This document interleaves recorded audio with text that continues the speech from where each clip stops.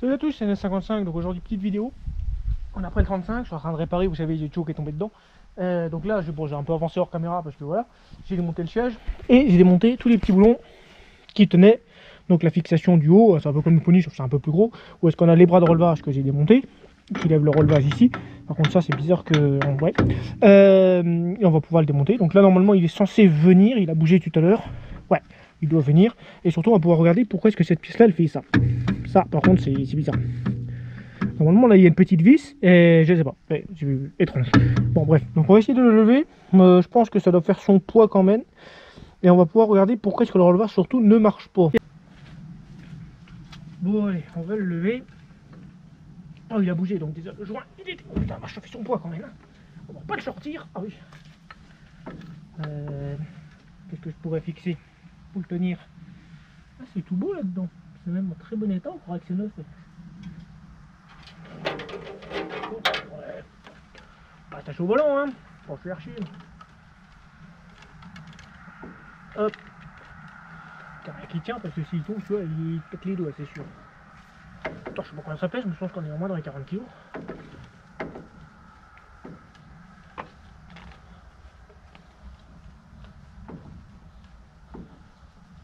Hop.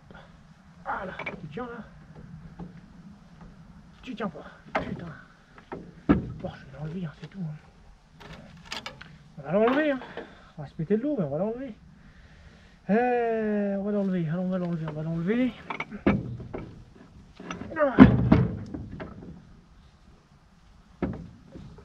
Comment je peux faire?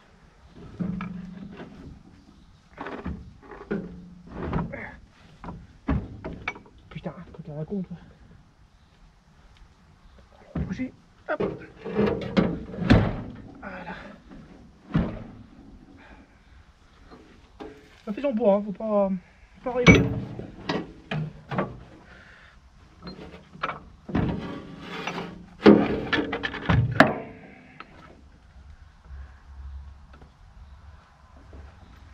Heureusement que je l'avais nettoyé avant de le déplacer. Ah, on va le faire tomber dans le trou. Allez. Oh. Ah oui. Ah putain de fil électrique, j'aurais dû tout couper. Hop. Voilà. Ah, saloperie. Ça va, il n'y a pas de merde qui est tombée dedans. Bon, on va voir ça de plus près.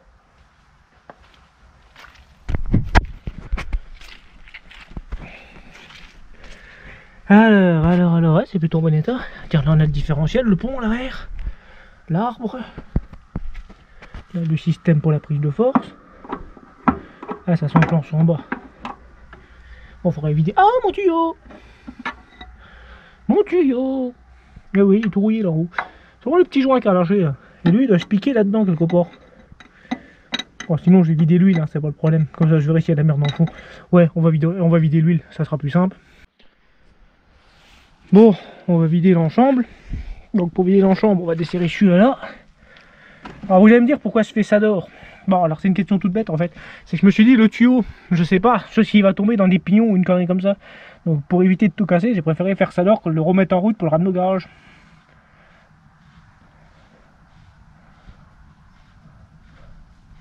On va récupérer l'huile parce qu'elle est bonne. Je vais en mettre de la neuf, mais il y a un peu de limaille au bout, ça c'est normal. Bon.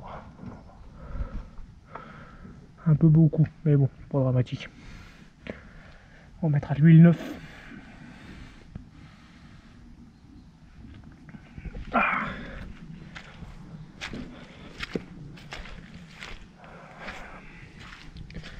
Ah, ça se vide. Ah, ça y est, on voit le fond. Ça se vide, ça se vide. Ouais, vous voyez, les pignons, là, c'est bien ce que j'avais. Je me suis dit, si le tuyau, là, il passe dans les pignons, c'est un coup à tout casser. Donc c'est pour ça que je fais ça là, en fait. Parce que je sais qu'il y en a qui vont poser la question en commentaire. Bon, le problème, c'est qu'il va commencer à faire nuit, donc il faudra qu'on continue demain. Et puis je crois qu'il va pleuvoir. Je vais mettre un truc dessus pour pas que la boîte, elle se remplisse d'eau.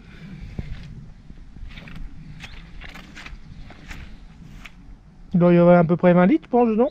Ah, ouais. On va attendre.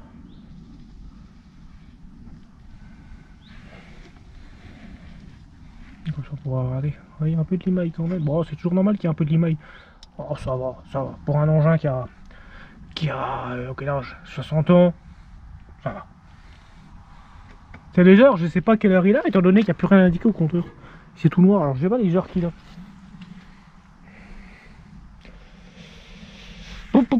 C'est long, c'est long. Et je crois qu'il y a un deuxième bouchon un peu plus en arrière pour ouvrir la partie là. Mais bon, là c'est bon, ça juine. Ah bah, comme ça on verra peut-être le filtre encore profondeur. Oh oui, ah oui, oui, il y a peut-être plus de 20 litres quand même. Peut-être chercher un deuxième bidon. Bon, j'ai ouvert le deuxième. Il est un peu plus profond de quelques centimètres. Mais ouais, ça doit représenter 30 litres. Bon, de toute façon, ça communique, alors ça va mouille. Hein. Là, comme ça, on verra vraiment l'état que c'est, c'est-à-dire la pompe là-haut. Ça m'a l'air de toute façon plutôt en bon état. Ouais, déjà vu, là, t'avais plus de dents quoi, sur les pignons. Mais là, franchement, ça va. Il faudra qu'on ouvre le couvercle là-haut de la boîte pour voir l'état de la boîte à vitesse, les pignons et tout. Mais bon, ça a l'air plutôt pas mal. Bon, on va le laisser se vider. Parce que là, le problème, c'est qu'il va bientôt faire nuit. Alors, je reprendrai demain. Donc, à tout, bah, vous, ça sera tout de suite. Bon, là, je suis en train de voir pourquoi mon relevage marche pas. Parce que normalement, mon relevage aurait marché avec le distributeur sélectif. Enfin, le distributeur hydraulique sélectif, je crois que ça s'appelle, je suis pas sûr. Donc, le tuyau que je viens de changer les joints, l'huile, elle arrive par là. Elle passe par le trou ici. Elle arrive dans la pièce, donc dans cette pièce-là. Sur les macets qui ont des prises d'huile autres à d'autres endroits, comme sur mon autre 35, j'ai une prise d'huile de l'autre côté. Ça marche en gros avec le relevage. Quand le relevage il est en haut, ça envoie l'huile à la prise d'huile auxiliaire, on va dire. Quelque sorte, je ne sais pas si vous me suivez bien, mais voilà. Moi, je possède cette pièce-là qui s'appelle un distributeur hydraulique sélectif, je crois, enfin un truc comme ça. Normalement, ici, vous avez une petite manette. C'est ce qu'on m'avait dit dans un commentaire et je retrouve pas le commentaire. Et donc, cette pièce-là, en fait, vous bougez la manette, vous avez deux positions. J'en avais à deux sorties avec une sortie à côté pour un deuxième vérin. Donc là, disons qu'il est en position 0. Quand je vais actionner ma manette de relevage, bah, qui n'est pas là, l'huile, elle va partir sur le relevage. Et le relevage, il va marcher. Quand je vais le mettre en position 1, l'huile, elle n'ira plus au relevage, elle ira au chargeur. Moi, il est en position 1, ça va tout le temps en chargeur, mais rien va au relevage. Alors, j'ai essayé de tourner ce truc-là en tous les sens. Bah écoutez, bah ça marche pas, quoi. Ça ne va pas au relevage. Alors, ce que j'ai essayé, j'ai mis ma soufflette par ici, là, parce que ça, c'est la sortie du relevage. Hein. Ça, donc, l'huile, elle arrive du tuyau, elle rentre par là. Vu qu'il est en position 1, ça va directement au flexible ici. Bon, quand je tourne ça, normalement, ça devrait pas aller au flexible là, ça devrait sortir par là. Sauf bah, qu'elle ne le fait pas. Alors, je sais pas pourquoi. Je pense que, voilà. Parce que, au pire, ce que je fais, je le remonte et je mets la pièce de l'autre 35. Le relevage, il devrait marcher tout de suite, en théorie. Du moins, en théorie. Au pire, c'est ce que je vais faire. Pour essayer. Ouais, pour essayer, c'est peut-être ce que je vais faire. Ça, c'est pas con, ouais. Parce que cette pièce-là, j'ai essayé avec ma soufflette, j'ai envoyé de l'air par là. C'était bien étanche. J'ai tourné cette pièce-là dans l'étau. Ça sort pas. Ça sort pas par ici. Donc ça veut dire qu'il y a un truc qui doit merder à l'intérieur. Je sais pas quoi, mais il y a un truc qui doit merder. Autre problème que j'ai découvert, vous saviez, je sais pas si vous l'avez vu en vidéo, j'avais cette pièce-là qui bougeait là, tout le truc là. Et j'ai remarqué que la vis là, elle est cassée. Ouais, elle est cassée, elle est là-bas en bas, je l'ai posée. Je pense que c'est sûrement un coup qu'il a dû recevoir, ça a cassé la vis. Bon, c'est pas très grave, en soi, c'est pas dramatique. Mais bon, ça fait un peu chier quoi. Voilà, qui repleut. Comme quoi. Bon, bah, je vais remettre ma bâche. On va aller dans les tours. On va aller essayer de regarder ça. Ou je le remonte et j'essaie de mettre la pièce de l'autre 35. L'autre 35, allez. Bon, là je vais me faire incendier, mais c'est pas grave. J'ai pas le choix, de toute façon, sinon il faut que j'attende 4 jours. Et je vais voir si ça marche. Donc je remets la vieille huile. Dites-vous que si j'avais pas eu ce problème de tuyau, elle tournerait toujours. Hein. Ça change absolument rien en gros. Surtout que je l'ai filtré. En plus, elle est pas moche. Ah, magnifique. Ah putain, le bouchon du truc. Allez, moi, ça c'est de belle huile. Magnifique.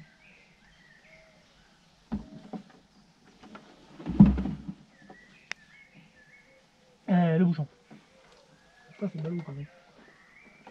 Eh, il faut un pignon, putain. Bon, on va le laisser goûter ici. Hein. Voilà.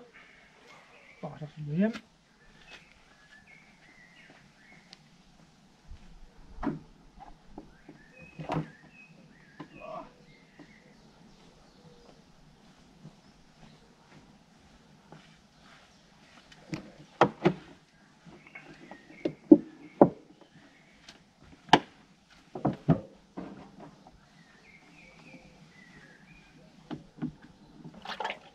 Voilà.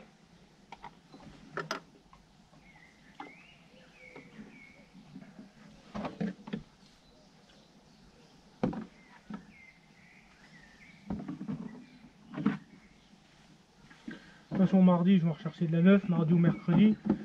J'en foutrai de la neuf et je changerai le filtre avec, tout le bordel. Mais là, le problème, c'est que j'ai pas les pièces. Bon, il a redémarré, alors on va essayer, c'est pas le faire essayer.